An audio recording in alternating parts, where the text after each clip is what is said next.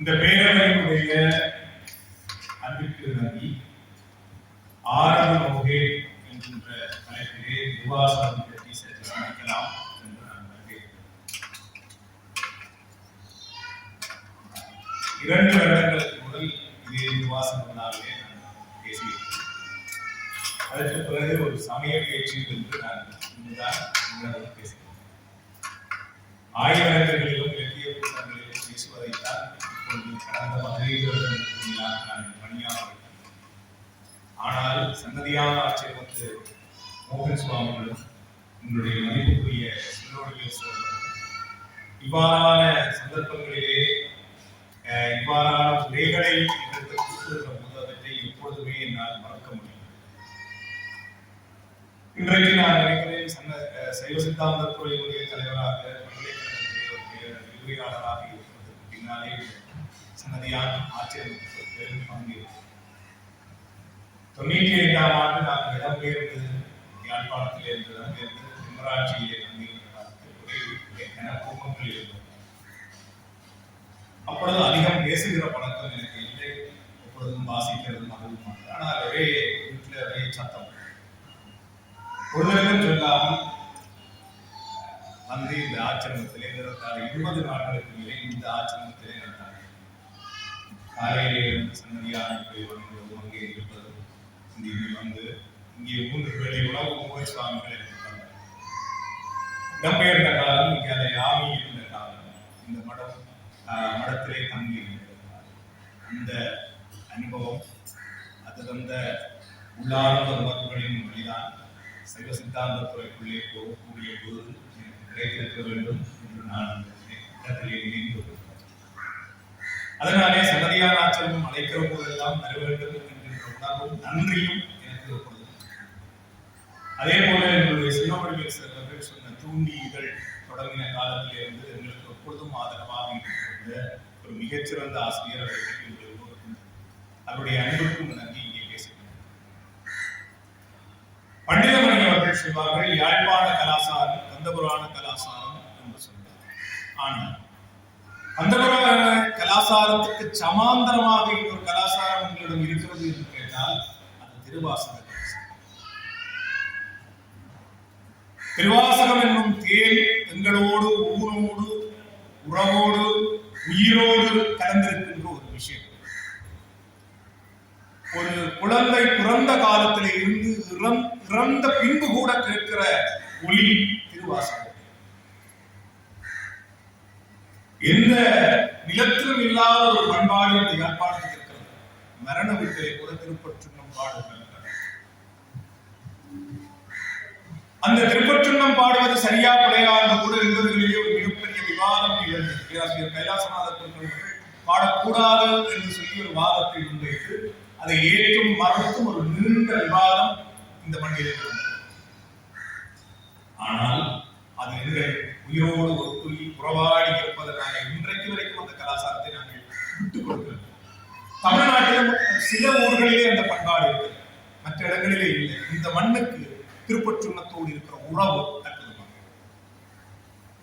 தீர்த்த திருவிழாவிலே காலையிலே தீர்த்தமானதற்கு முன்னாலே இடிக்கப்படுகிற திருப்பற்றுன்னம் ஒருவருடைய மரணத்திலே அவரை சிவமாக்கி அவருக்கு திருப்பற்றுன்னம் முடித்து அதனை எடுத்து அவருடைய உடலிலே வைத்து கொண்டு போய் சுடுகாட்டிலே சுடுகிற பண்பாடு எங்களுக்கு திருவாசகம் எப்படி எங்களோடு கலந்திருக்கிறது என்பதை பாருங்கள். திருக்கோவையாரை முதல் பதிப்பித்து செம்பதிப்பாக வெளியிட்டவர் ஆகும். திருக்கோவையாரை வருவதற்கு பலர் பயப்படுவார்கள். அது நாயக நாயகி பாவம், தலைவன் தலைவிக்கு இடையிலான உறவு. சைவ சித்தாந்தத்திலே சொல்வதாக இருந்தால் ஆன்மாவுக்கும் இறைவனுக்கும் இடையிலே இருக்கிற உறவை பாடம். ஆனால் அது காதல் பயப்பட்ட உறவாக சொல்லப்படுகிற போது அதற்கு உரை சொல்லுவர்கள் பயப்படுவார்கள். ஏனென்றால் உரை சற்று பிசகினால் உலகிலார். ஆகவே அந்த தெய்வீகத்தை தொடுவதற்கு ஒரு தெய்வீக அனுபவம் தேவை என்பதனாலே திருக்கோவையார் உரை சொல்ல எல்லோரும் பயப்படுவார். அந்த திருக்கோவையாரை ஏட்டில இருந்து நூலாக்கி கொடுத்த பெருமை ஆன்மாவிற்கு. அந்த திருவாசகத்துக்கு அற்புதமாக உரை செய்தவர்களுக்குள்ளே முக்கியமானவர் காரணகரை சேர்ந்த அருளம்பலவாணர் என்று சொல்லப்படுவது சங்கநூல் புலவர் அருளம்பலவாணர் என்று அவரை சிறப்பிப்பார். மிக அற்புதமான உரை செய்திருக்கிறார் திருவாசகம்.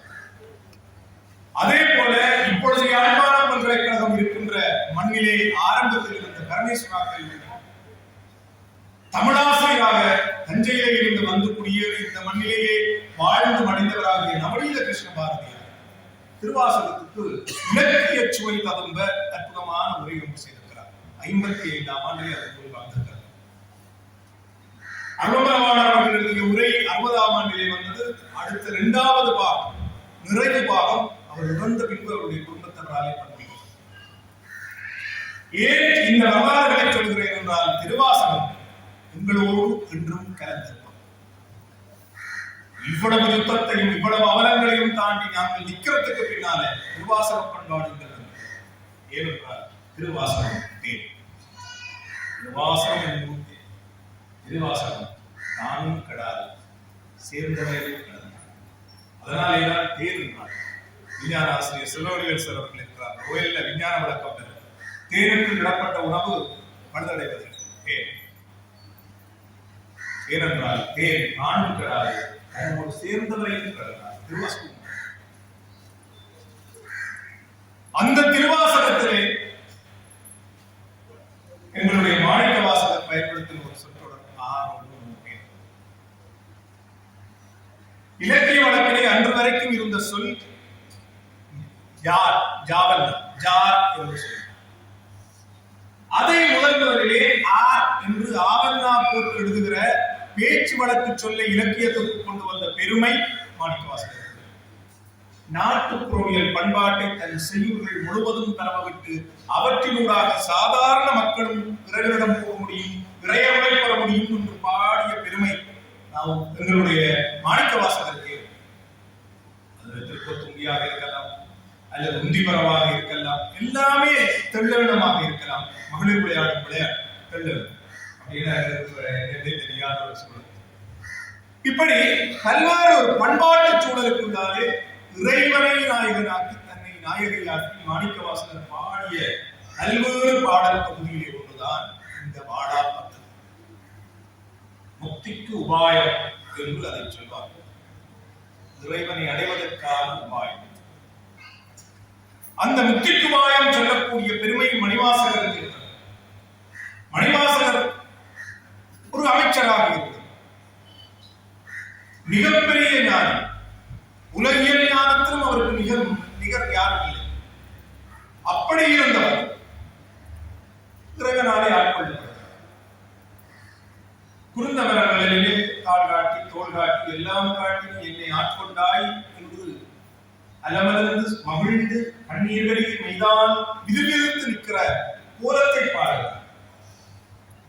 பாடிட்டு அவர் சொல்லுகிற விஷயம், இப்படியெல்லாம் என்னை ஆட்கொண்டுட்டு இந்த விட்டுட்டு போனது சரி, நீ அதுக்கு பதிலேற்ற. இறைவன் ஆட்கொண்டால் உடனே அழைத்துக் கொண்டு போவதுதான். இப்போது கண்ணப்ப நாயனாரே ஆட்கொண்டார், உடனே அழைத்துக் கொண்டு போய்விட்டார். எல்லோருக்குள்ளும் ஞானம், ஞானத்துக்குள் ஞானத்திலே நின்றவராகிய மாணிக்க வாசகரை ஏன் விட்டு போனார் என்கிற கேள்வி எங்களுக்குள்ளே. அப்ப ஆட்கொள்ளுதல் என்பதும் இறைவன் தன்னிடம் அழைத்துக் கொள்ளுதல் என்பதும் ஒரு சாதாரண நிகழ்வாக மாணிக்க வாசகர் சொல்லவில்லை. சூப்பரானத்திலே ஒரு வரி போடுகிறார், அவனருளாலே அவன் தாழ் கடவுளை வணங்க வேண்டும் என்றால் அதற்கும் கடவுளுடைய திருவருள் வேண்டும். அது சாதாரணமானதல்ல என்பது அவருடைய வாதம். அது இப்படி நாங்க உதாரணம் சொல்லலாம். வீட்டுல மோட்டார் இருக்குல்ல, பம்ப் இருக்கும் போட மோட்டார் பூட்டுறவர் பைப்பை கிணத்துக்கு விட்டுட்டு மோட்டார் பூட்டுவார். அதை கொண்டு போய் கொழுவார். சுவிட்சை போட்டோம்னா மோட்டார் வேலை செய்யும். தண்ணி வருமா? தண்ணி வருமா? வராது.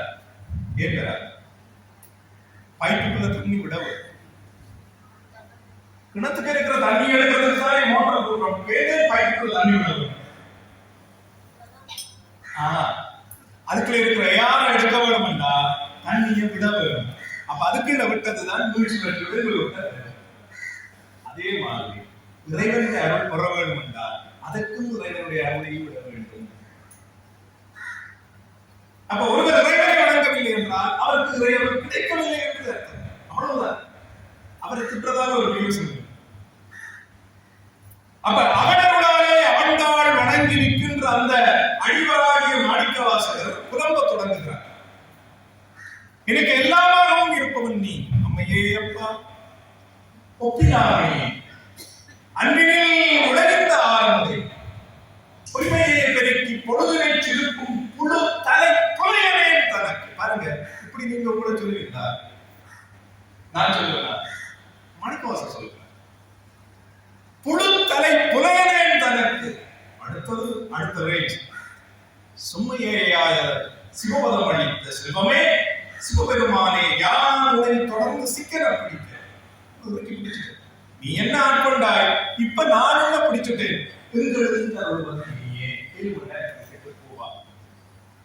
இப்படி பாடுகிறார். பரிந்து நீ பாவியனுடைய ஊழியை உடுப்பி உள்ளொளி பெருக்கி உலப்பிலா ஆனந்தமேயாய தேனினை சொரிந்து புறம் தெரிந்த செல்வமே சிவபெருமானே யான் உன்னை தொடர்ந்து சிக்கன பிடித்தேன்.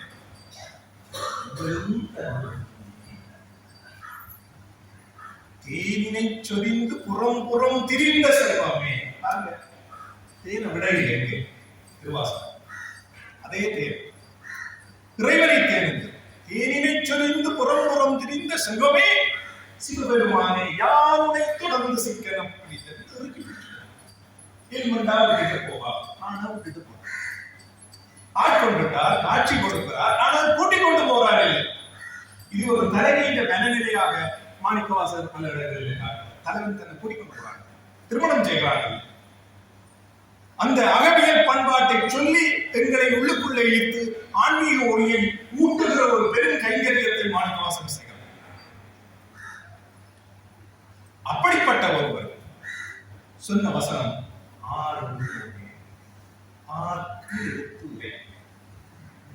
இப்படி எல்லாம் என்னை ஆட்கொண்டாய், நான் உன்னதற்கு பிடிச்சேன், எல்லாம் நடந்துச்சேப்பா. ஆனால் என்னை கூட்டிட்டு போறாய். ஆரோடு நோகே இந்த சொல் நாங்கள் துன்பம் பெறுகிற போதெல்லாம் வழியே நாங்கள் கேட்கிற சொல்.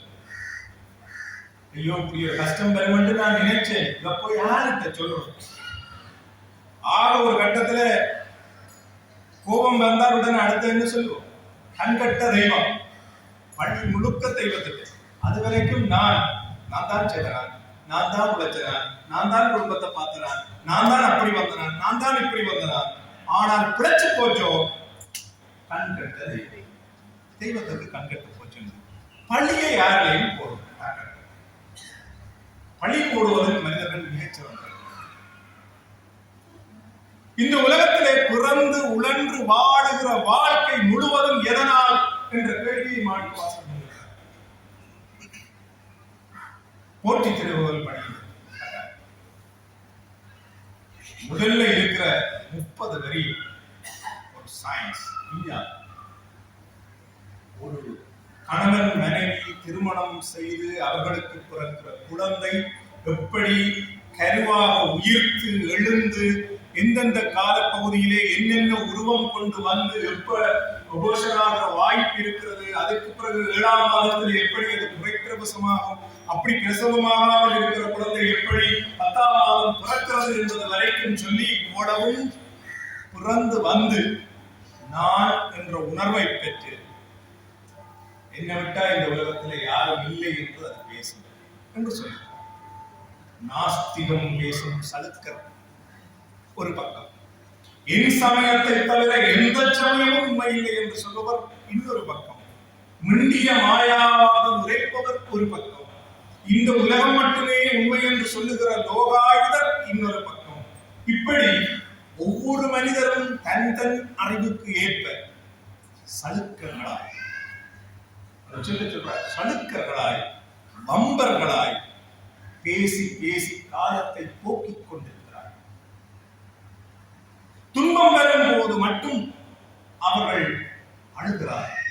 அவர்களுடைய வாழ்க்கையே துன்பத்தால் கட்டமைக்கப்பட்டது. அந்த துன்பத்துக்குள்ளே உழன்று உழன்று மாயைக்குள்ளே உழன்று உழன்று தான் யார் என்ற உண்மையை அறிய முடியாமல் தவிக்கிறார். எல்லாத்துக்கும் பின்னால் இருப்பது எது? வினை. அழகா பேசுறார். முக்தி நெறி அறியாத மூக்கரோடு முயல்வே, பக்தி நெறி அறிவித்து பழவினைகள் பாவம் பண்ணோம். எதையும் சொல்லல. பக்தி நெறி அறிவித்து பழவினைகள் பாவம் பண்ணோம். சுத்தமன அறிவித்து சிவமாக்கி இணையாண்ட அத்தனை அருளியவாறு யார் பெறுவார் அச்சு.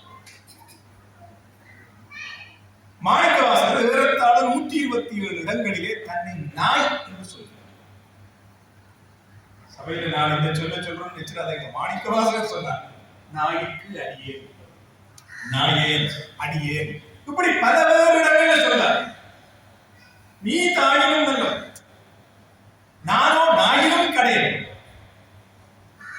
மாணிக்கவாசகர் தன்னை விழி சொல்லாக பயன்படுத்தின அத்தனை சொற்களுக்குள்ளும் உள்ளுரையாக வைத்தது நாய் என்று சொன்னார். இப்படியெல்லாம் பாடித்தேன் அது இதெல்லாம் சொல்லுகிற திருவாசகம் அல்லது அந்த திருவாசகத்தை நாங்கள் எல்லோரும் போற்றி கொண்டாடுகிற மணிவாசகர் தன்னைத்தானே சிறுமைப்படுத்துகிறார். நாய் என்று சொல்லுகிறார். ஏன் சொல்லுகிறார்? நாங்கெல்லாம் படிக்கிறோம் தானே, எல்லாரும் திருவாசகம் படிக்கிறோம். விரும்பியோ விரும்பாமலோ பாடசாலையில வெள்ளிக்கிழமையில நாங்கள் சிவபுராணம் ஓதுகிறோம்.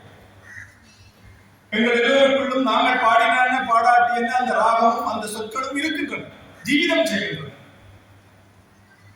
அப்ப மாணிக்கவாசகர் தன்னை நாய் என்று சொன்னாரே என்ற கேள்வியை எப்போவாது கேட்டிருக்கீங்களா? வீட்டுல நீங்க எல்லாரும் நாய் வளர்க்குறீங்களா?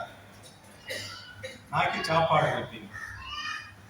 சாப்பிட்டுட்டு சில வேளையில அந்த நாய் என்ன செய்யுது? ஒரு இடத்தை போய் கக்குது. அப்படியே சத்தியது. கக்கினது என்ன செய்யும்? திரும்ப தானே வடிவா நக்கி சாப்பிடு.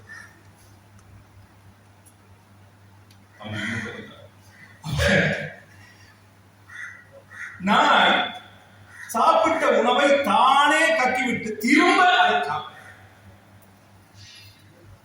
அத மாதிரி கர்மத்திலே நாங்கள் செய்த வினையிலே 3 வினை இருக்கிறது. ஆகாமியம், சஞ்சிதம், பிராரத்துவம். ஆகாமியமும் சஞ்சிதத்தையும் நீக்குகிற வல்லமை அல்லது அதற்குரிய தன்மை இறைவருக்கு உண்டு. இறைவன் நீக்கி விடுவான். ஆனால் இறைவன் வைத்திருக்கிற சட்டம் பிரார்த்த கர்மத்தை, ஊழ்வினையை நீ அனுபவித்துத்தான் முடிக்க வேண்டும்.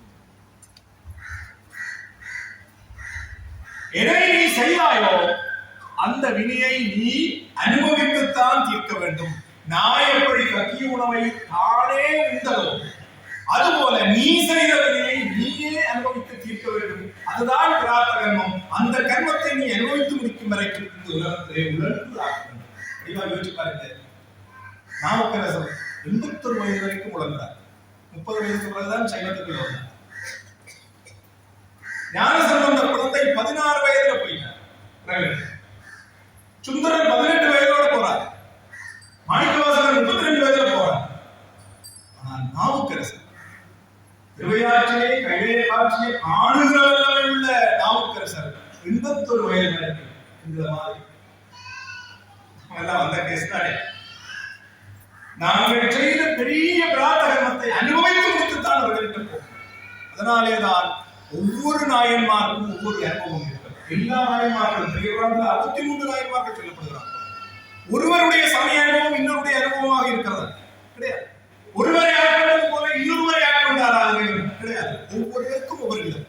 அதுக்கு காரணம் அவர் செய்த வினை. அதனால்தான் மாணிக்கவாசகர் தன்னை நாயன் என்று பாடினார். அப்ப நாயின் கடையனாகிய நான் இந்த கர்மத்துக்குள்ளே உழன்று, இந்த பிரார்த்தத்துக்குள்ளே உழன்று திரும்ப திரும்ப திரும்ப அந்த துன்பத்துக்குள்ளே கிடக்கிறேனே, இதில் இருந்து நான் எப்ப விடுபடுவது? பேசுறார் திருக்கூட்டத்தில். கேடுமாகவும் கெட்ட திருவினார் ஓடும் சொம்பொன்னும் ஒக்கவே நோக்கும் கூடும் அன்பினை கும்பிடலே அன்றி வீடும் வேண்டாம். ஒரு அடியவன் எப்படி இருக்க வேண்டும், எப்படி இருந்தார் என்பதை சேக்கலார் பொது பதிவு செய்கிறார். அப்படித்தான் சொல்லுவோம் திருக்கூட்ட சிறப்பு. ஒரு அடியவர் அப்படி இருப்பார் என்று கேட்டால் அவருடைய மனதில் இருந்த ஆள் யாருன்னா நாவுக்கரசர். நாவுக்கரசருடைய வாழ்வில் நடந்த சம்பவத்தை வைத்துக் கொண்டுதான் இந்த பாடலை பாடுகிறார் சக்லா. கேடு ஆக்கமும் கெட்டது திருவினார். அவருக்கு நல்லது கெட்டது என்கின்ற அந்த அனுபவங்கள், அதை பற்றிய எண்ணங்கள் எல்லாம் கிடையாது. எல்லாம் சிவன் செயல், எல்லாம் உரை செயல், ஒன்றும் நானே. கேடுமாக்கமும் கெட்ட திருவினார் ஓடும் சும்பனும் ஒக்கவே நோக்குவார். நாவுக்கரசர் சரியை கொண்டு செய்து கொண்டிருக்கிறார். அவர் இறைவனுடைய நாமத்தை சொல்லி இறை சிந்தையிலே இருந்து தொண்டு செய்து கொண்டிருக்கிற போது முன்னாலே கூழாங்கற்கள் இருக்கின்றன. தூக்கி ஒரு கரையா போகிறார். ரத்தின கற்களும் அந்த கற்கள் அதையும் அப்படி கூழாங்கல்ல தூக்கி போட்டாரோ அதே மாதிரி தூக்கி போட்டார். நாங்கள் சரி. அதான் எங்களுக்கும் அடியவருக்கும் உள்ள வேறுபாடு. அவருக்கு கூழாங்கல்லும் ஒன்றுதான், தங்கக்கட்டியும் ஒன்றுதான், ரத்தினக்கல்லும். ஓடும் சொம்பனும் ஒக்கவே நோக்குவார். கூடும் அன்பினில் கும்பிடலே அன்பு. இறைவனை பார்த்து, அவன் அழகை பார்த்து, அவனுடைய திருவருளை பார்த்து மெய் எதிர்த்து மயங்கி இன்புற்று இருப்பதை தவிர வீடும் வேண்டாம் என்னோட கூட்டிக்கொண்டு போகியோட அதே மகன் மெய்மகம் இருத்தல். அதுதான் மெய்மகம் என்று வள்ளுவர் பேசுகிறார். அந்த மெய்மைக்குள்ளே புகுந்து அதை அனுபவிக்கிற போது மீது எல்லாம் மறந்து போகும் என்கின்ற ஒரு சூழல் தான் அடியார்கள். அப்ப அந்த இன்பத்தை அடைய வேண்டும் என்கின்ற அவா மாணிக்கவாசகருக்கு வருகிறது. அதுவும் கண்மம். இறைவன் மீது கற்று வைப்பது கூட கண்மம் என்கிறார் திருமூலர். ஆனா வள்ளுவர் அப்படி சொல்லல. வள்ளுவர் ஃபர்ஸ்ட் முதல் படிநிலையில எங்களை வச்சுக்கொண்டு கதைக்கிறார். பற்றுக பற்றற்றான் பற்றினை அப்பற்றை பற்றுக பற்று விடு. இந்த உலகத்தில் இருக்கிற பற்றை விட வேண்டுமாக இருந்தால் பற்றில்லாதவனாகிய இறைவனை பற்று. அதுதான் வழி உனக்கு. திருமூலர் சித்தர் அவர் சொன்னார், அதுவும் பிள்ளைகிறார். ஆசை அருமின் ஆசை அருமின் ஈசனோடாயினும் ஆசை அருமின். ஆசை அரு எங்க உலகத்துல மட்டுமல்ல, இறைவனை இருக்கிற ஆசை கூட அதை தாண்டி போக வேண்டும். இறைவனோட கலக்கிறது உனக்கு இயல்பாக கிடைக்க வேண்டும். நீ கெஞ்சி கூத்தாடக்கூடாது. கூத்தாடினால் அது கர்மம். உன்னுடைய ஆசை அது சிவபுண்ணியமாக இருக்கலாம், ஆனால் அது ஆசை. உங்களுடைய சமயத்திலே புண்ணியம் பாவம் நரகம் சொர்க்கம் என்பது விடுதலை. ஏனைய பரமங்களிலே சொர்க்கம் போவதுதான் விடுதலை, நரகம் போவதுதான் துன்பம். சைவத்தை பொறுத்தவரை அவை ஒரு தற்காலிக இருப்பு. தற்காலிக இருப்பு. அதனால்தான் தேவர்கள் கூட புறவி என்று பேசுகிறார் மாணிக்கவாசகர். புல்லாவி பூடாய் பொதுவாய் நரமாய் மனிதமாகி பறவையாய் பாம்பாகி கல்லாய் மனிதராய் பேயாய் கணங்களாய் வல்ல அசுரராகி முனிவராய் தேவன் எல்லா புறப்பும் புறந்து இழைத்தே நம் பெருமான் தேவன். ஆகவே தேவன் தானே சொர்க்கத்தில் இருப்பவர். சொர்க்கம் ஒரு தற்காலிக. இதை சொல்லுகிற போது உபரியாக ஒரு தகவல் சொல்லுகிறேன், குறைபட வேண்டியதில்லை. சைவம் மனிதர்களை ஒருபோதும் கடவுளாக வணங்குவதில்லை. சைவ பண்பாட்டில் மனிதர்களை நாயன்மார்களாக குருவாக வழிபடுகிறவர்கள் தான் இருக்கிறார். இறைவனே வந்து ஆட்கொண்ட மாணிக்கவாசகரை நாங்கள் நாயனார் என்றுதான் கொண்டாடுகிறோம். குரு பூசை தான் கொண்டாடுகிறோம். அவரை தெய்வமாக்கியது. சைவத்தில் மனிதர்கள் தெய்வமாக்க முடியும். ஆனால் இன்றைக்கு பல ஆகம கோயில்களில்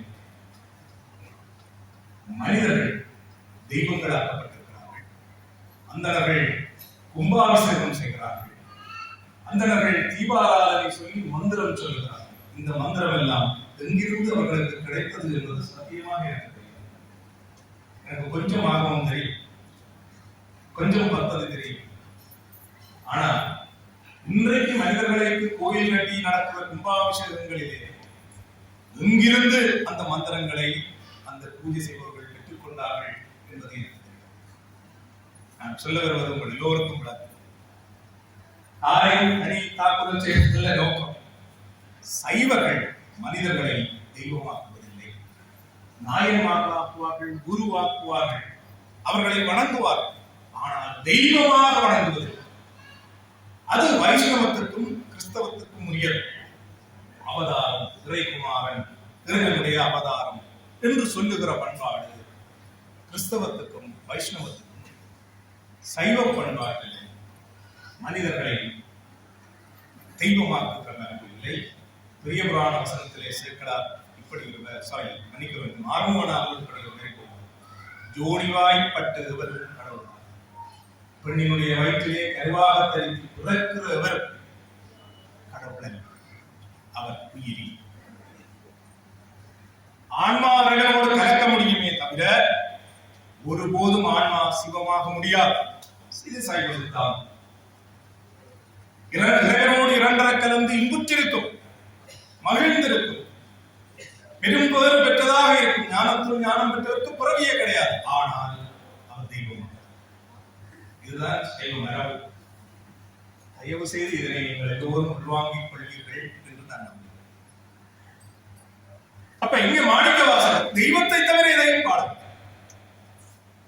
தெய்வத்தின் வேதங்களை பற்றி தான் பேசுகிறார். இந்த மண்ணிலே நாங்கள் செய்கிற அத்தனை கர்மாக்களும் எங்களுக்கு திரும்பி வரும். அது ஒருபோதும் எங்களுக்கு உண்மையான மன நிம்மதியை தராது. கோகுலத்திலே ஒரு கதை வந்தது. ஒரு குடும்பம், கணவன் மனைவி, அவர்களுக்கு ஒரு மகன், மிகச்சிறிய சிறுவன். இப்படி ஒரு சிறுவனுக்கு வைத்துக் இந்த அப்பாவினுடைய தாயார் இவர்களோடு இருக்கிறார். அவர் நோய்வாய்ப்பட்டார். இந்த குழந்தையினுடைய தாய், அதாவது அவருடைய மருமகள், அவரை வீட்டுக்குள்ளே வைத்துக் கொள்ள வெளியிலே ஒரு வராந்தாவிலே ஒரு மரக்கட்டில போட்டு ஆளை படுக்க விட்டாச்சு. அவருக்கு ஒரு கோப்பை, தனி கோப்பை, ஆள் தனிய வெளியிலே இல்லாம. இந்த சிறுவனுக்கோ அவரோட மிகுந்த விருப்பம். பேத்தியாரோட, அம்மம்மாவோட வளர்ந்த குழந்தைகள் எல்லோருக்கும் தெரியும். அம்மம்மா வீட்டிலே இருந்தார். அந்த குழந்தை பேறு பெற்றது. எனக்கு அம்மம்மா இருந்தது, நான் பேறு பெற்றேன். என்னுடைய குழந்தைகளுக்கு அம்மம்மா பக்கத்திலே குழந்தை. ஏனென்றால் உண்மையான கல்வி, உண்மையான ஞானம், உண்மையான அறிவு பேரர்களுக்குள்ளாலே தான். பேர் சொல்லுக்குள்ளேதானே பேரர். அந்த அம்மம்மா வெளியில வராதாவில நோயிட்டு இருமிக் கொண்டும் நடுங்கிக் கொண்டும் கிடக்கிற ஒரு நல்ல மழை குளிர் காலம். அம்மம்மா நடுங்கி அணுங்குகிற சத்தம் இந்த குழந்தைக்கு கேட்கிறது. கொண்டு போய் தன்னை வச்சுட்டு அம்மா கொடுக்குறாங்க.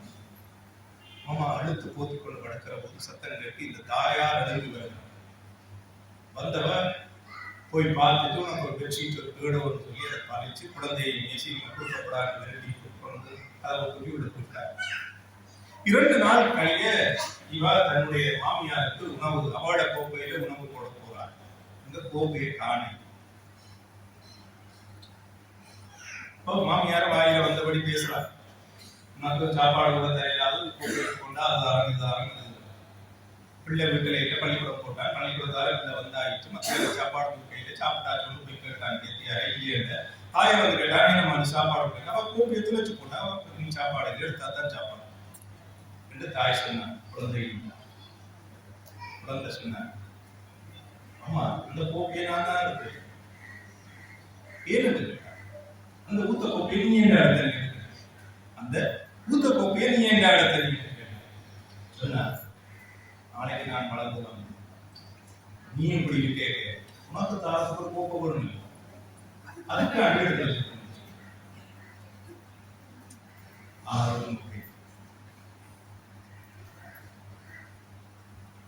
அன்றைக்கு தெரிஞ்சார். அந்த கதையை முடிகிறது. என்ன சொல்ல வருகிறேன் என்றால், நாங்கள் எதை செய்கிறோம் அதுதான்.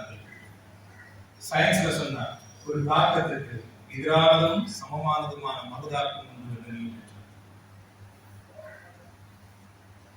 நாங்கள் எதையை விதைக்கிறோமோ அதைத்தான் நாங்கள் அறுவடை செய்கிறோம்.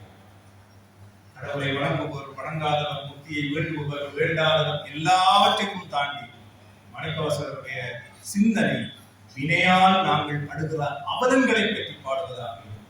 அதாலதான் நாவுக்கரசர் பேசினார், என் கடன் பணி செய்து கிடப்ப, எனக்கு இடப்பட்ட கடமை எதுவோ அதை நான் செம்மையாக செய்ய வேண்டும், அதன் மூலமாக நான் இறைவனை அடைய முடியும்.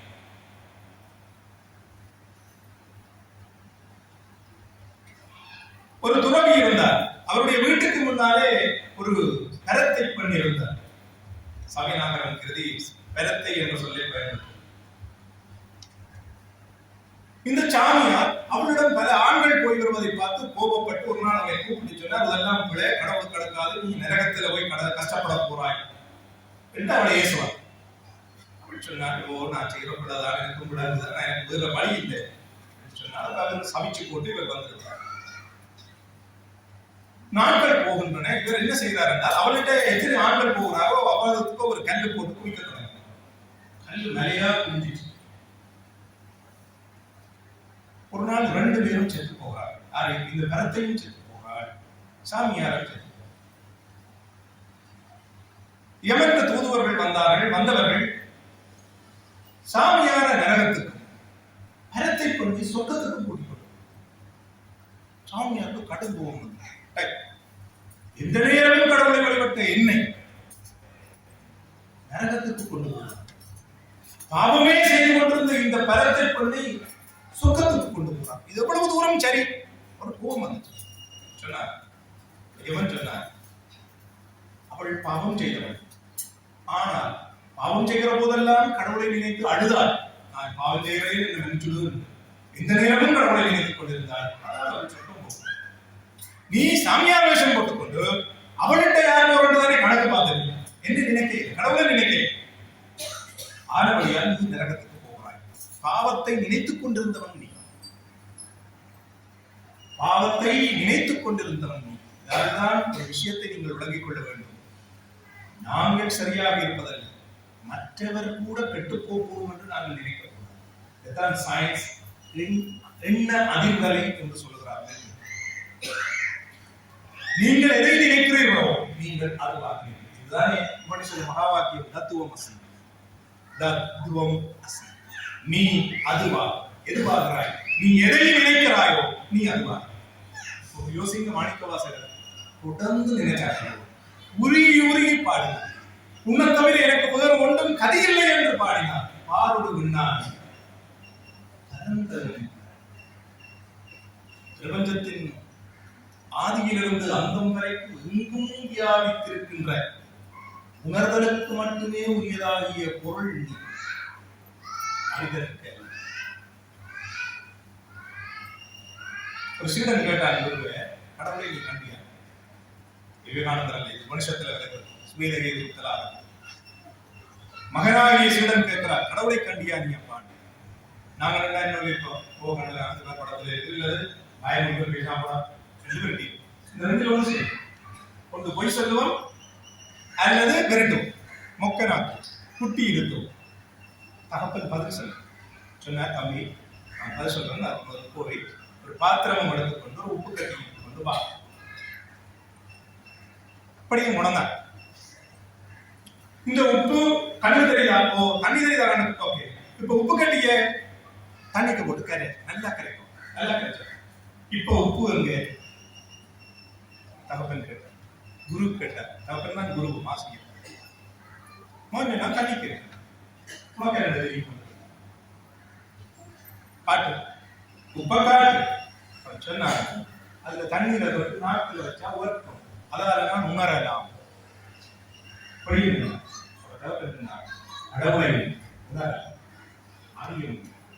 அறிதல் வேறு, உணர்தல். அதாலேதான் வள்ளுவன் அறிவுடைமையை வைத்தான். மீட்பொருள் காணுவது அறிவு என்று சொன்ன அவன் இன்னொரு அதிகாரம் வைத்தான், மெய் உணர்தல். மெய் உணர்தல் என்ற ஒரு பதிகத்தை மாணிக்கவாசகர்கள் பாடி, அதான் மீதான அறிதல் வேறு, உணர்தல் வேறு. நான் வந்து இதுல பேசுறேன் அறிதல், நீங்கள் கேட்கிறீங்க, நானும் நீங்களும் நிகழ்த்துவது அறிதல். யோக சுவாமி கடவுளை உணர்ந்தார், அதான் வித்தியாசம். இப்ப மாணிக்கவாசகர் எல்லாவற்றையும் பேசுகிறார். பாருடுவின்னாய் பரந்தகம் பரணே அற்று நான் மற்றிலேன். எனக்கு இந்த உலகத்துல உன்னை தவிர ஒன்றும் இல்லை, நீதான் எல்லாம். அப்பா நீதான், அம்மா நீதான், எல்லாம் நீதான். இதுக்கு நாயகியும் நீதான், நாயகரும் நீதான், எல்லாம் நீதான். வேற எந்த பெற்றும் கிடையாது. அற்று நான் மற்றிலேன் கண்டால் சீரொடு கொள் சீப்புறத்தை நீ எப்படிப்பட்டவன்? திருப்பெருந்துறையில வீற்றிருக்கிற பெருமான், யாவரும் கண்டு கழிக்க ஆசைப்படுகின்ற ஒருவர், ஆனால் காணுதற்கு அறியும் மாலோ அயலோ திருடியும் காணொன்னா அழுத்தலாக இருப்போம்.